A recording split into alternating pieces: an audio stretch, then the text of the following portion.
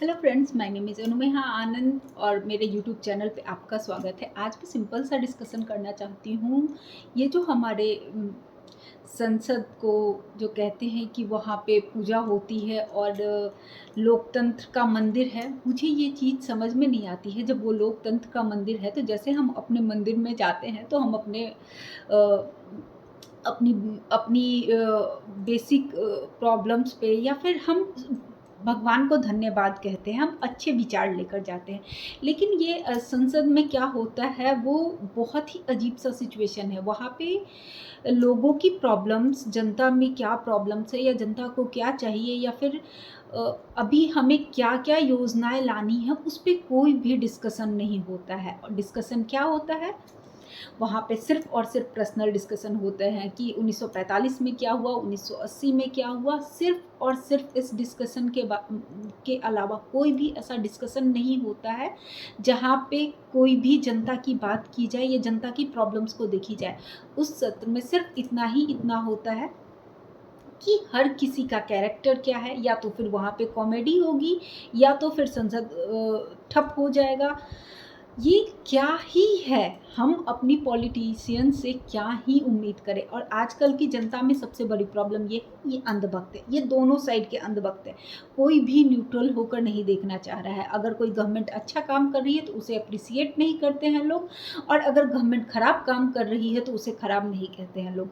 ये बहुत ही अजीब सी सिचुएशन है। अगर ये सिचुएशन लंबे टाइम तक बनी रही तो फिर भारत में कुछ भी नहीं बचेगा, क्योंकि आपने अपना बहुमूल्य वोट देकर किसी को चुना है, उसके बाद ये सिचुएशन होती है, वो बहुत ही, आप इसके खिलाफ आवाज़ क्यों नहीं उठाते हो या फिर आप बोलते क्यों नहीं हो? और संसद में एक नियम तो होना ही चाहिए था। अगर किसी को पर्सनल अटैक करना है, पर्सनल बात करनी है, जिसका जनता से कोई लेना-देना नहीं है, जिस बातों से जनता के विकास में कोई फ़र्क नहीं पड़ता है, जिससे जनता के लिए कुछ भी रिज़ल्ट नहीं आता है, उस डिस्कशन को सबसे पहले संसद में बंद कर देना चाहिए। एक नियम तो होना चाहिए, क्योंकि वो तो पर्सनल अटैक सिर्फ़ अंदर करते हैं और बाहर आने के बाद दोस्ती होते हैं।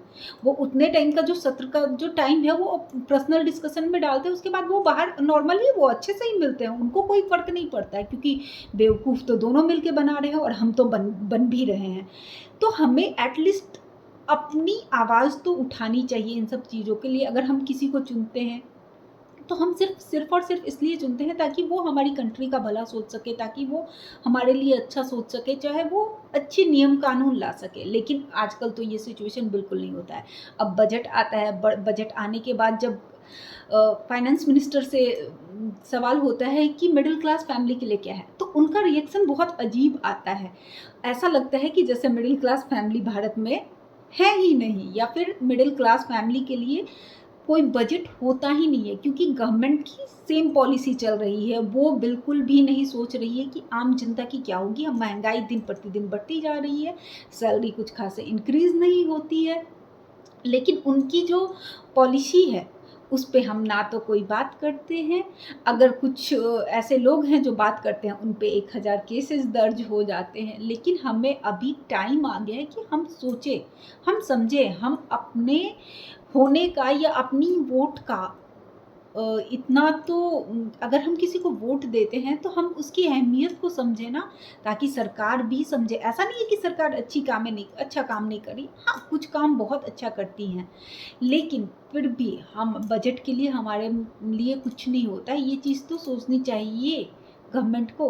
और ये वीडियो मैं आज ब्लैक एंड व्हाइट में बना रही हूँ, उसके पीछे रीज़न ये है क्योंकि आजकल जनता ऐसी ही हो गई है, या तो वो अच्छा बोलना चाहती है, या तो वो खराब बोलना चाहती है। कोई भी ऐसा नहीं है जो दोनों पक्षों को देख सके। Thank you for watching this video. मैं नेक्स्ट पार्ट के साथ जल्दी हाज़िर होंगी। Bye bye, take care.